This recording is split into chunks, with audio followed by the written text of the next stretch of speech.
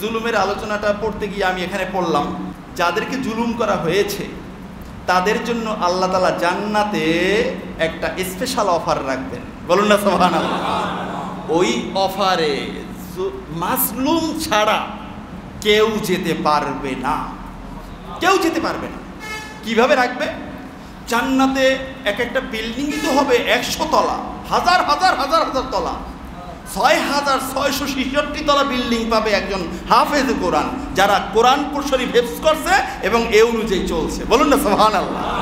এত বিশাল অট্টালিকা, এই অট্টালিকাই তো চলে যাবে কত মাইলকে মাইল উপরে চলে যাবে। তাহলে এরও উপর পেরিয়ে এক এক জায়গায় এক একটা নক্ষত্রের মতো, গ্রহের মতো আল্লাহ সুবহানাহু ওয়া তাআলা রেখে দিবেন। ওই জান্নাতির ভিতরে এত নাজ নিয়ামত ভোগ করতে থাকবে। হঠাৎ করে আল্লাহ সুবহানাহু ওয়া তাআলা কুদরতিভাবে ডাক দিয়ে বলবেন, ও আমার বান্দা, তোমাকে না পৃথিবীতে অমুক জালেম জুলুম করছিল আর তুমি ধৈর্য ধরছো, রাতের অন্ধকারে আমি রবের কাছে চোখের পানি ফেলছো, তারপরেও তুমি আমার দিন ইসলাম ছাড়ো নাই। ওই সময় তোমার জন্য আমি জান্নাতে একটা অফার করে রেখেছিলাম, একটা গিফট প্যাকেট করে রেখেছিলাম, তুমি সেখানে চলো। এখন বান্দা বলবে যে আল্লাহ কোথায় সেটা? বলবে সেটা তো মহাশূন্যের উপরে, সেটা খালি জায়গায়। বান্দা বলবে আল্লাহ সেখানে আমি যাব কিভাবে? তখন আল্লাহ সুবহানাহু ওয়া তাআলা ওই বান্দাকে দুটি পাখা লাগিয়ে দিবেন। ওই পাখা দিয়ে উড়ে উড়ে সে ওই গ্রহে গিয়ে দেখবে আমি কোন জান্নাতে ছিলাম, তার চেয়েও তো আরো চোখ ধাঁধানো আল্লাহর নিয়ামত এখানে রয়েছে। আল্লাহু আকবার। এই নিয়ামতটা শুধুমাত্র আল্লাহর ওই সমস্ত মাজলুম বান্দারা পাবেন যারা জুলুমের উপরেও দিনের উপরে টিকেছিলেন। জুলুম আজকের প্রত্যেকটা পায় পায়, কদমে কদমে। কি আলেম, কি গয়রে আলেম, কি কলেজ, কি ইউনিভার্সিটি, কি মাদ্রাসা আছে কি নাই?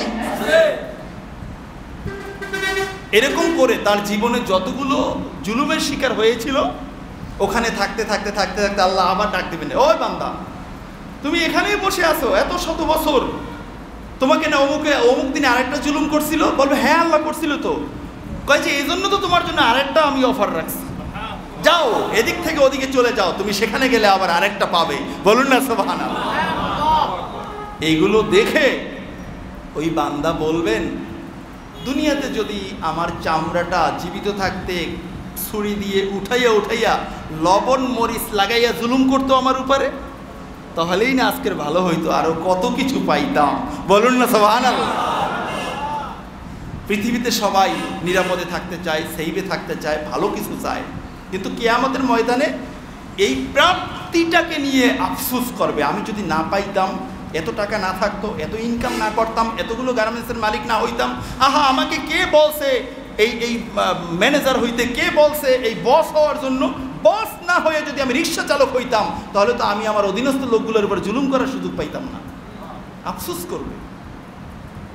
এ কারণে বন্ধুরা আমার, আর এই জুলুমের ভিতরে সবচেয়ে শ্রেষ্ঠ জুলুম হলো নিজের বউটার উপরে জুলুম করা। কারণ এটা তো আমার ঘরে কবুল বলে নিয়ে আসছি, আর আমার বউ আবুল হয়ে ঘরে বসে আছে, সে আর যাবে কোথায়? আছে না এরকম বউ পিটনো মানুষ? আছে কি নাই?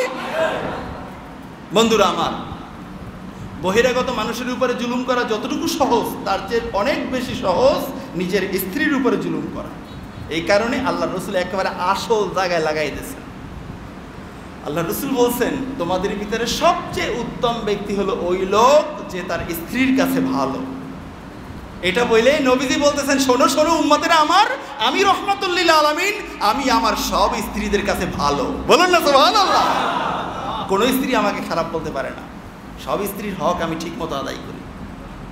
কিয়ামতের ময়দানে বউয়ের কাছ থেকে সার্টিফিকেট নেওয়া হবে, তোমার স্বামীটা কেমন ছিল,